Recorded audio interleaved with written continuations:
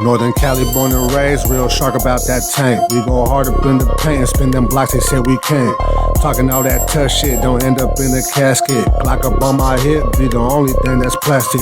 Hit him in the belly, guarantee that boy gon' fall. It don't matter who your body, you still a ratchet. What's cracking with the hand there on YouTube, man? Thank you guys for tapping back in, showing love, showing support, all that good stuff. Don't forget to hit that like button, leave a comment down under, subscribe if you haven't already. And as you guys can see through the title and the thumbnail, man, today's topic is gonna be a 3-part series, right? I'm gonna do 3 videos of the 3 neighborhoods that gave me the hardest times growing up. And of course, I had to do the neighborhood that I grew up in. The neighborhood that is the sole reason for me to start being an Upstater for the most part. And to the people who just started watching my channel or just haven't been all the way back to my first videos on why I became an Upstater, I explained all this before, but for the sake of this video, I'm going to add some of it. Not in full depth, obviously, but I will add that I grew up on Story and White on the east side of San Juan, right? It's a Norteño stronghold right there. You got so many different neighborhoods on Story and White, and I grew up there. So you would think I'm going to grow up to be a Northerner. In reality, I probably would have. That's what a lot of people don't they don't admit to, right? If I was to gangbang, I probably would have been one living in that area. The thing is, I already had outside influences, which were just other influences that they dressed a certain way, and I wanted to be that way. I would wear my Adidas with my Dickies and my blue sweaters and stuff like that. And you would think, oh, you weren't wearing blue, that young fool, relax. You're not that guy, pal. But I was, because that was the school uniform. Blue was the uniform at Mount Pleasant Elementary School, Little MP for the ones from San Jose. That was the uniform, so I would wear that. That school is dead center in BRS, Barrio Rio Seco. So I would walk to that school as a little kid. I'm talking about like 8, 9, 10 years old. I want to say maybe before, but I'll say 10 just to be safe. But I was 10 years old, and I would get hit up by the kids that I would go to school with. My age, my little peers or whatever. They would hit me up and ask me where I was from, what I banged, this and that, all that stuff, And obviously, I didn't know what the hell they were talking about. I didn't know how to respond to it, so I can't even tell you guys how I responded. I would just kind of whatever. I say whatever, and this kid moved to my school and like the 2nd grade. We were cool, whatever. But like I said, this was in the 4th, 5th grade already. So I had already known him, but never really talked to him.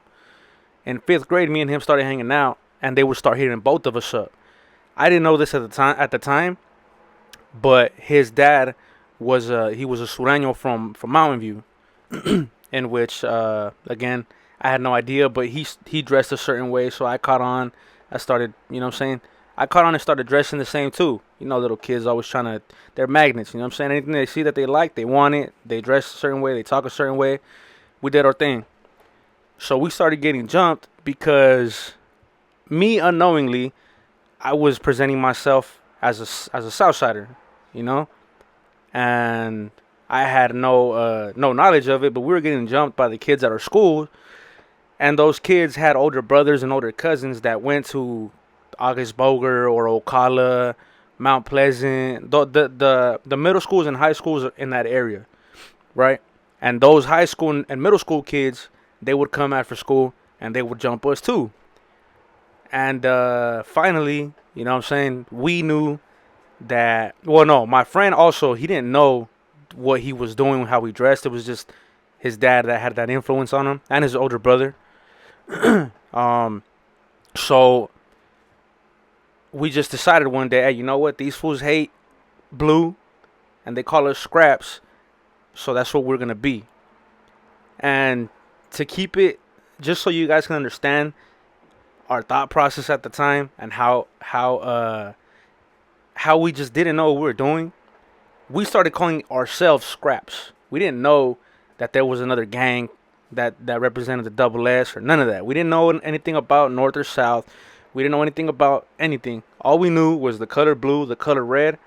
They were Northerners, and we were the scraps. And that's no disrespect to the homies that are watching. That's just part of the story.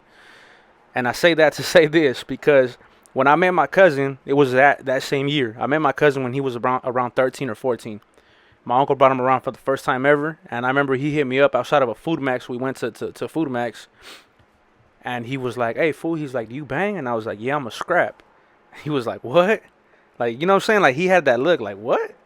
And then he explained to me and basically taught me what I came to know later on to a certain extent, because even though even he was young, you know what I'm saying? So he couldn't teach me much, but he was like, "Fool, you don't call yourself that. That's what these fools call you." And so, again, you know what I'm saying? Just getting rushed by BRS all the time. I mean, my bad. In BRS all the time, it kind of made me hate that side. You know what I'm saying? The dudes that wore red. But then came middle school where I actually started knowing what I was doing. And then in middle school, there was already middle school kids that were from that neighborhood. And Mount Pleasant, obviously, high school that were from that neighborhood. So they would come to the middle school that I went to, August Boger, after school. And, you know what I'm saying? They would be all out. They would jump us, or we would try to, you know what I'm saying, do our thing with them. And it never worked because it was only a few of us. And, yeah, you know, so basically, once I was old enough to know what they were representing, that neighborhood, I went all at it with this neighborhood. BRS is the sole reason to why I became an Upstater, because even though those little kids that were my age were not from there, their older brothers and their older cousins were. And I remember there was this one individual right from BRS that he was the only one that wouldn't jump me. I'm not gonna say his name just because I don't know his standings. I don't know what he's doing nowadays. I haven't even heard of this dude in years, so I don't know what's going on with them. But there was this one individual, right? And when I would walk to school, and he would see his little homies jumping me or whatever, he would stop them. He would tell me like, he would tell them like, "Hey, kick it, fool!" Like, he's a little kid, and he would throw rocks at me, and he would tell me like, "Hey, fool, get your ass to school," because he would think I was ditching. I wasn't ditching though. Well, sometimes I was, you know what I'm saying, but that's just whatever. So he would think I was ditching, and he would throw rocks at me, and he'd be like, "Hey, fool, get your little ass to school." And you know what I'm saying? I thought that was cool of him. I thought he was cool. But then obviously as I grew older, I hadn't seen him in years. I don't know if he got locked up or what. But come middle school, like the 8th grade, he was one of the dudes that would go to my middle school to, you know what I'm saying, to mess with me and my little crew of, you know what I'm saying, little wannabes at the time. And he didn't notice me, but I noticed him, and I told him, I said, "Hey, for you used to throw rocks at me when you would think I was ditching school." And he knew exactly who I was, right away. He was like, "Damn, fool." He's like, you know, so he knew what time it was. He was like, "Oh, I know you," but at the same time, he was like, "Well, still F you." You know what I'm saying? And yes, he did his thing. You know what I'm saying? They rushed us or whatever. And then it's that same dude that I would go at it with so many times. This dude, I shit you not, I fought him at least a good 15 times, at least. And I'm not going to say I won them all, because he probably whipped my ass more than half the time. I probably got the best of him like twice, just to be completely honest with you.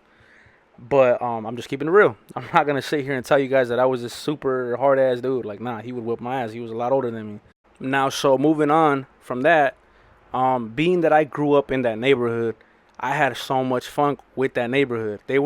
And then not to mention, when they would rush me and all that stuff, even as an older kid, like in middle school, like I said, my uncles are Northerners, and they would ask me like, "Fool, why are you always, you know what I'm saying, like getting into stuff? Like, why are you always getting into problems?" Like I said, they didn't really know that I was banging at this time. And then I finally told my older uncle, the oldest one. I was like, "Oh, well, I got into it with some fools from BRS," and he was like, "BRS?" He was like, "Those fools were OGs when I was a youngster." And keep in mind, my uncle, he was banging in the like mid 80s, early 90s, late 90s. You know what I'm saying? So he was like, at that time, he was like, BRS was already OGs when I was around, like when I was a youngster. I mean, I was like, yeah, well, they got youngsters in there. They're doing their thing right now.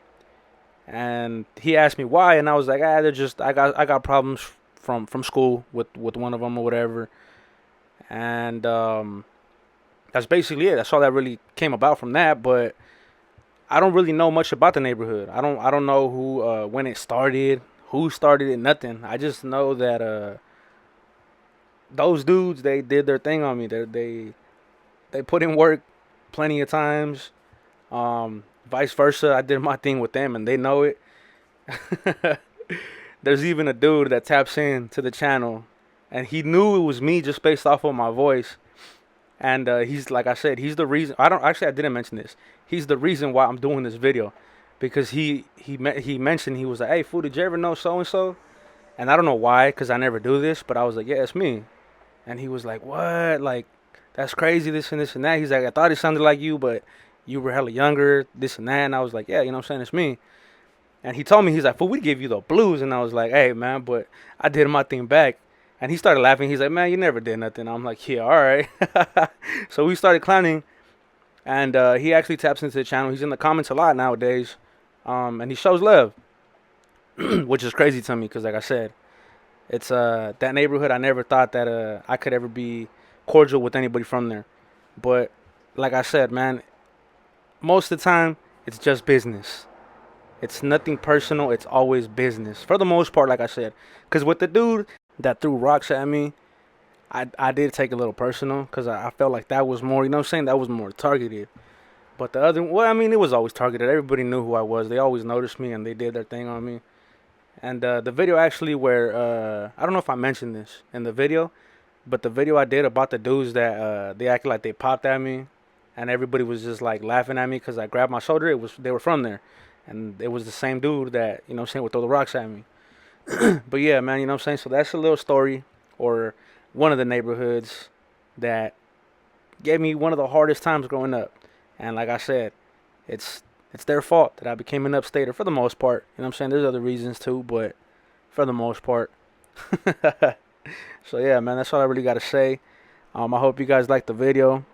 If you did, hit that like button, leave a comment down under. Let me know what neighborhoods gave you the hardest times, or if you had any dealings with this hood, anything like that. If you know anybody from there, let me know. But yeah, man, subscribe if you haven't yet. I don't know, man. I'm still rusty, so I don't know how to end these videos no more, but that's all I really got to say, man. I'll see you guys in the next one. The goal is to make it out the hood, not stay in it. And I'm out.